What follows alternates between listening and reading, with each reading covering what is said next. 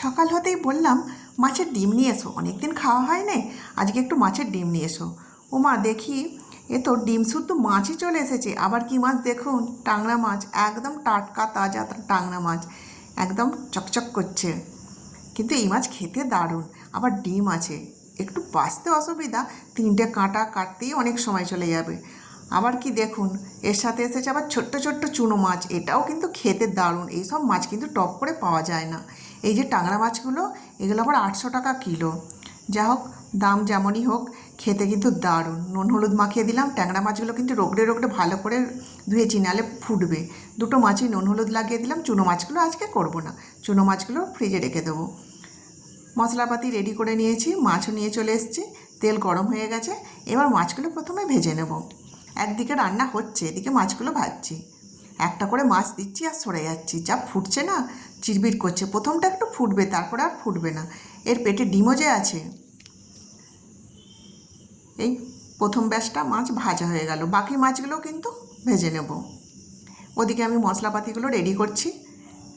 আদা রসুন বাটা, আদা বাটা, সর্ষে বাটা দিয়ে দেবো, জিরে ধনে কাশ্মীরি লঙ্কা হলুদ, সব মশলাগুলো দিয়ে মাছটা রান্না করবো। আর বিশেষ করে টমেটো দেবো।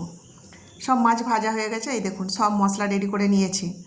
এইবার মাছগুলো তুলে প্রথমে কি দেবো, প্রথমে দেবো শুকনো লঙ্কা আর একটা কাঁচা লঙ্কা, তেলটাই দিয়ে দিলাম।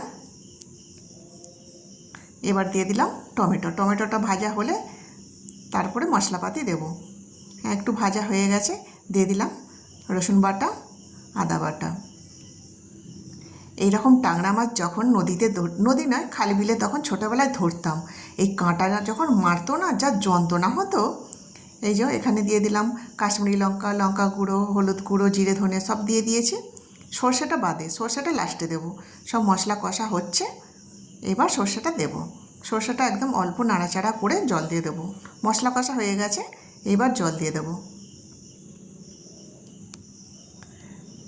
যখন নদীতে বা খালে মাছ ধরতাম না, তখন দারুণ আনন্দ লাগতো। মাছ ধরে এনে বেছে খেতে খুব ভালো লাগতো। এখন আর সেসব দিন নেই, এখন কিনেই খেতে হবে। ট্যাংরা মাছগুলো ভাজাগুলো দিয়ে দিলাম। দুটো ভাজা মাছ আমি রেখে দিয়েছি, ভাজা খেতে আমার খুব ভালো লাগে গরম ভাতে।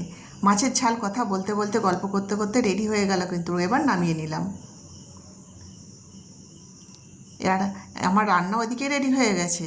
একদিকে তো মাছ ভাজা হচ্ছিল, রান্না হচ্ছিল মাছের, আর অন্যদিকেও রান্নাগুলো করছিলাম। দেখুন ট্যাংরা মাছের ঝাল একদম রেডি, লাল লাল। খেতে কিন্তু দারুণ লাগবে, খুবই কিন্তু লোভ লাগছে। এই দেখুন, এইবার ভাতের থালাটা সাজিয়ে ফেলি। দুপুরের খাবার টাইম হয়ে গেছে। এই দেখুন, আজকে ভাত আছে, আলু ভাতা করেছি একটু কাঁচা লঙ্কা দিয়ে, ঝিঙে আলু করেছি, পটল ভাজা করেছি, পেঁয়াজ আছে সাথে, আর ডালও তো আছেই, মুসুর ডাল করেছি। আজকের মেনুতে এত কিছুই রইল। আর কেমন লাগলো ভিডিওটা অবশ্যই জানিও, আর ভালো লাগলে চ্যানেলটিকে সাবস্ক্রাইব করে আমার পাশে থেকো।